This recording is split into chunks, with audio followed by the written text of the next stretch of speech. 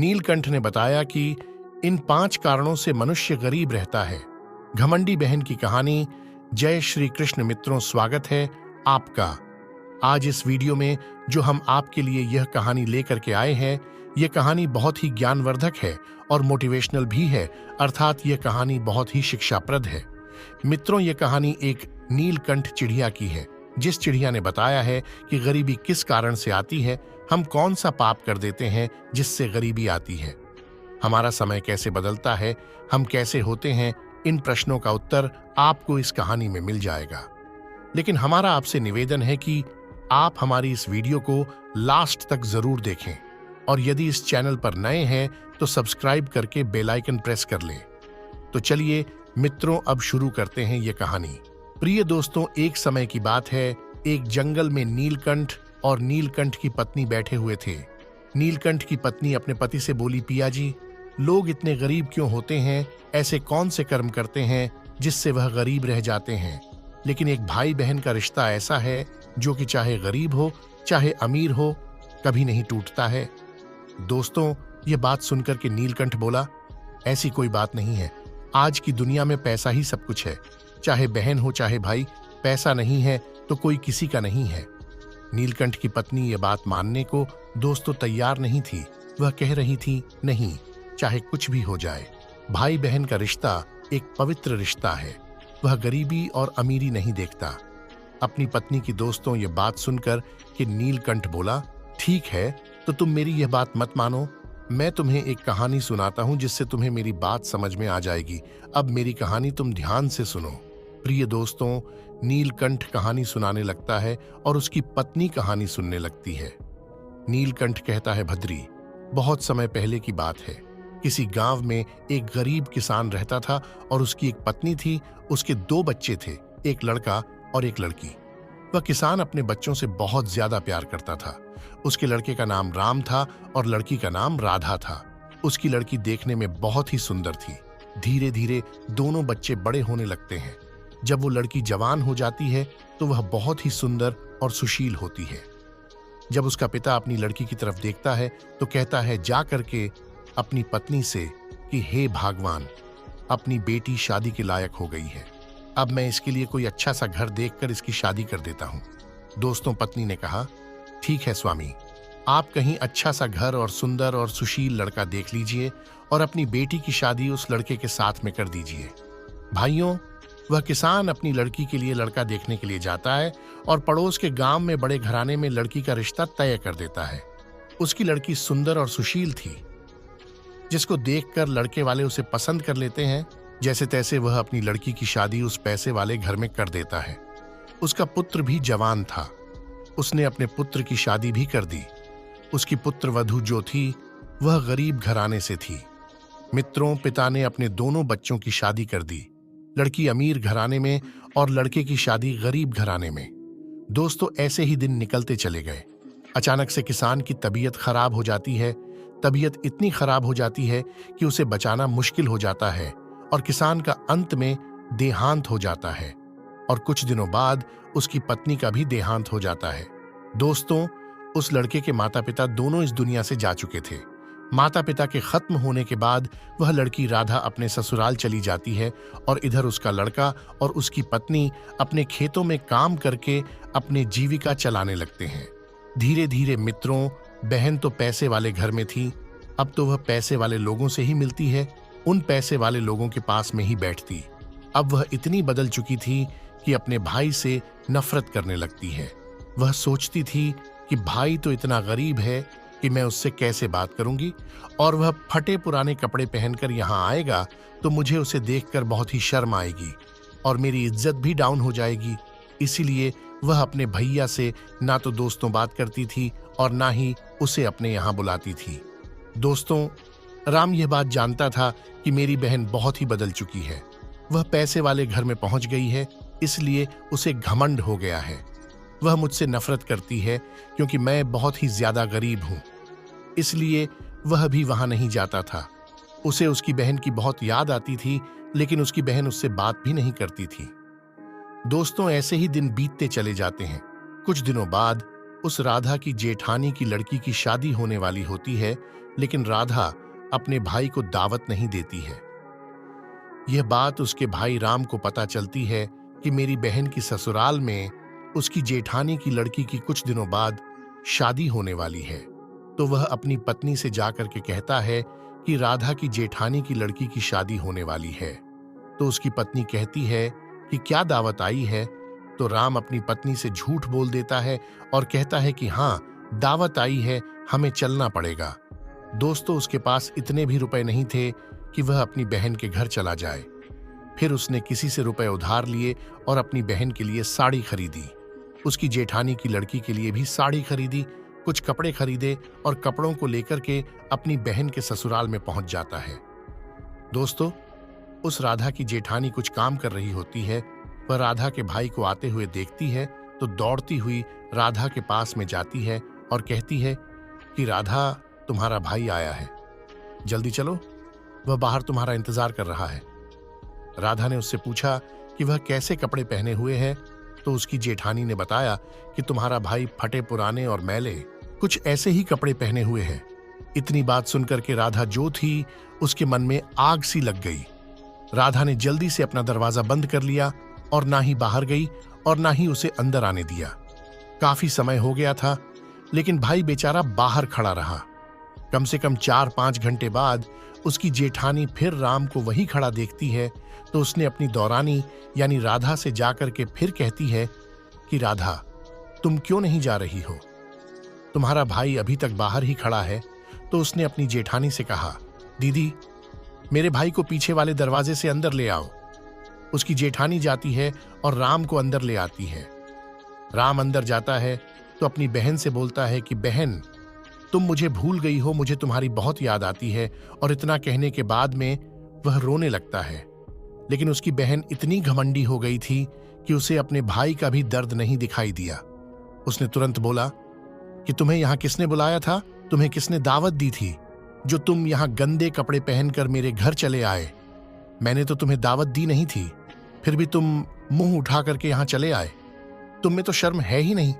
तुम्हें मेरी इज्जत का भी ख्याल नहीं आया।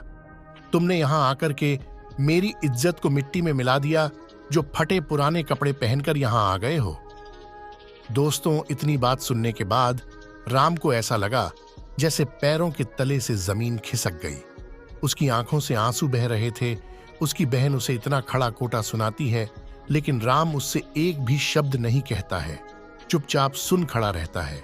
उल्टा सीधा कहने के बाद राधा कहती है, मेरे साथ चलो, और एक कमरे में ले जाती है। वहां ले जाकर के कहती है, तुम इसी कमरे में बैठे रहना, बाहर मत आना जब तक मैं ना कहूं। बाहर आने की कोशिश मत करना। राम ने जवाब दिया, ठीक है बहन, मैं इसी कमरे में बैठा रहूंगा। राधा बोली, अगर तुम बाहर आए तो समझ लेना मेरी इज्जत खराब हो जाएगी। राम ने कहा, ठीक है बहन, तुम जाओ। राधा जो थी बाहर से दरवाजा लगा करके चली जाती है और बेचारा राम उसी कमरे में बंद रहता है। कम से कम 3 दिन हो जाते हैं राम को उस कमरे में बंद हुए। राम बेचारा भूख प्यास से तड़पने लगता है, लेकिन उसकी बहन लौट करके उसे देखने भी नहीं आती है। तब उसकी हालत बिगड़ने लगती है, क्योंकि दोस्तों, उसे 3 दिन हो चुके थे बिना कुछ खाए पिए। दोस्तों, अब राम की इतनी हालत खराब थी कि वह धीरे धीरे दरवाजे के पास आता है और उसने अंदर से दरवाजा खटखटाना शुरू किया। इधर दोस्तों, राधा की जेठानी उधर से निकल रही होती है। उसने महसूस किया कि उस कमरे में कोई बंद है। उसने आवाज सुनी तो उसने दरवाजा खोला। जब उसने दरवाजा खोला तो उसने देखा कि राधा का भाई इसमें बंद है। जब उसने राम से पूछा कि तुम्हें यहां किसने बंद किया है, तो बेचारा भाई कुछ नहीं बोल पाया। मजबूर था क्या कहता कि मेरी बहन ने इसमें मुझे बंद किया है। वह कुछ नहीं बोला। मेरी बहन मुझे कमरे में बैठा करके चली गई, दरवाजा पता नहीं किसने लगा दिया। राधा की जेठानी अच्छा इतना कहकर वहां से चली जाती है। राम अपने घर के लिए चल देता है। चलते चलते राम को रास्ते में चक्कर आने लगते हैं, क्योंकि दोस्तों, उसने तो अपनी बहन के घर का 3 दिन से पानी भी नहीं पिया था। अब रामू का चलना भी मुश्किल हो रहा था। गर्मी की वजह से उसे जोर से चक्कर आने लगते हैं और वह जमीन पर गिर जाता है। इधर दोस्तों, कहीं से एक बूढ़ी मां आ जाती है और उसे जमीन पर पड़ा देखकर अपनी गोद में उठा लेती है। उसका सर अपनी गोद में रख लेती है और उसके सिर पर हाथ घुमाने लगती है। रामू को बूढ़ी मां की गोदी में सर रखकर बड़ा आराम मिलता है। कुछ देर आराम करने के बाद जब रामू की आंखें खुलती है तो वह देखता है कि वह वृद्ध मां की गोदी में सिर रखकर लेटा हुआ है और वह बूढ़ी मां को प्रणाम करता है। मित्रों, नीलकंठ अपनी पत्नी से कहता है कि हे भाग्यवान, सुनो, वह बूढ़ी मां और कोई नहीं थी बल्कि देवी मां थी, क्योंकि राम की पत्नी देवी मां की बहुत बड़ी भक्ति थी। नीलकंठ की पत्नी बोली, आगे बताइए पिया जी, आगे क्या हुआ? तो नीलकंठ बोला, फिर वह राम उठकर आगे चलने लगता है। तभी बूढ़ी मां रामू को रोकती है और कहती है, बेटा कहाँ जा रहे हो और कहाँ से आ रहे हो? राम ने बूढ़ी मां के जब यह शब्द सुने तो राम ने बताया कि मैं अपनी बहन के घर से शादी में से आ रहा हूं। तो बूढ़ी मां कहने लगी, बेटा शादी में से आए हो और खाली हाथ आए हो, तुम्हारी बहन ने तुम्हें कुछ दिया नहीं है। इतना सुनने के बाद राम ने कहा, मैं आपसे क्या छुपाऊंगा, आपने तो मेरी जान बचाई है। फिर राम ने अपनी सारी आप बीती बूढ़ी मां को बता दिया। मां ने कहा, चिंता मत करो बेटा, यहां से कुछ दूर मेरा बगीचा है, उस बगीचे में खरबूजे, तरबूज और ककड़ी लगी है, तो तुम उन्हें तोड़ करके अपने घर ले जाना। क्योंकि बेटा तुम्हारे घर पर तुम्हारी बीवी और बच्चे पूछें तो बता देना कि मेरी बहन ने यह रख दिया है तुम्हारे लिए। दोस्तों, वैसा ही राम करता है। बगीचे में खरबूजे, तरबूज, ककड़ी रख लेता है और अपने घर की तरफ चल देता है। दोस्तों, अपने घर पर आता है तो उसकी पत्नी और उसके बच्चे भागकर रामू के पास आ जाते हैं और बच्चे कहते हैं कि हमारी बुआ हमारे लिए क्या क्या भेजा है। तब राम ने ककड़ी, तरबूज वाला थैला अपनी पत्नी को दिया और कहता है, उसमें से बच्चों को दे दो। जब उसकी पत्नी तरबूज अंदर ले जाती है तो उससे तरबूज निकालती है तो क्या देखती है दोस्तों कि तरबूज सोने का होता है। सोचती है कि मेरी ननद को हमारी गरीबी पर तरस आ गया, इसलिए उन्होंने हमारे लिए सोने का तरबूज रख दिया है। दूसरा तरबूज काटती है तो उसमें बीज की जगह पर हीरे, जवाहरात, मोती निकलते हैं। यह सब देख करके वह अपने पति के पास जाती है और कहती है, तुम शादी में गए थे और यह क्या लेके आए हो? तब राम अपने मन में सोचने लगता है कि मेरी पत्नी को तरबूज खरबूजे अच्छे नहीं लगे, ये लड्डू की बात कर रही है, क्योंकि शादी में से सब लड्डू लेकर आते हैं। तो वह अपनी पत्नी से कहता है कि जैसा बहन ने दिया था वैसा ही मैं ले आया हूं, मैंने खोल करके नहीं देखा कि उसमें क्या है। पत्नी राम को अंदर ले जाती है और जब राम अंदर जाता है तो क्या देखता है कि तरबूज सोने के। राम समझ जाता है कि वह बूढ़ी मां और कोई नहीं थी। मेरी जो पत्नी देवी मां की पूजा करती है, वह देवी मां रास्ते में मिली है और यह उसकी ही कृपा है।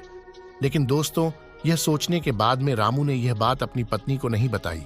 उसकी पत्नी तो यही जानती थी कि यह सब उसकी ननद की वजह से हुआ है। वह इसके लिए अपनी ननद को बहुत धन्यवाद देती है और कहती है कि ननद हो तो ऐसी हो, भगवान हर किसी को ऐसी ननद दे। मैंने कुछ अच्छे कर्म किए होंगे जिससे मुझे ऐसी ननद मिली है। अब दोस्तों, राम सोने के तरबूज और हीरे जवाहरात लेकर बाजार में सुनार के पास जाता है और वहां उन्हें बेच करके अपने लिए बहुत अच्छा घर बनवाता है। घर नहीं, राजाओं जैसा महल बनवाता है। अब तो राम की पत्नी बहुत ही अच्छे तरीके से रहने लगती है, अमीरी तरीके से जिंदगी गुजारने लगती है। उन लोगों की जिंदगी बहुत ही बदल चुकी थी। दोस्तों, कुछ समय निकलने के बाद राम की पत्नी राम से कहती है, स्वामी, हम जो भी है अपनी ननद की वजह से ही है। बहुत समय हो गया है, लेकिन मेरी ननद अपने घर नहीं आई है। आप जाइए और मेरी ननद को प्रेम से हमारे घर लेकर आइए। दोस्तों, राम ने अपनी पत्नी को कुछ नहीं बताया और उससे कहता है, ठीक है, मैं कल ही जाऊंगा और अपनी बहन को लेकर आऊंगा।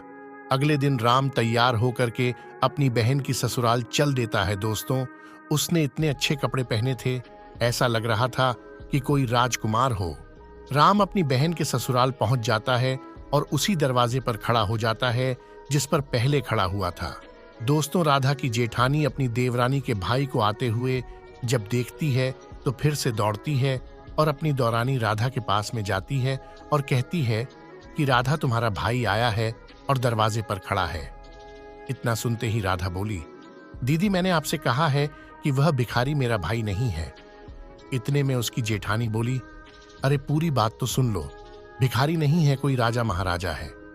उसके पीछे 4 सैनिक और रथ पर सवार होकर के तुम्हारा भाई आया है।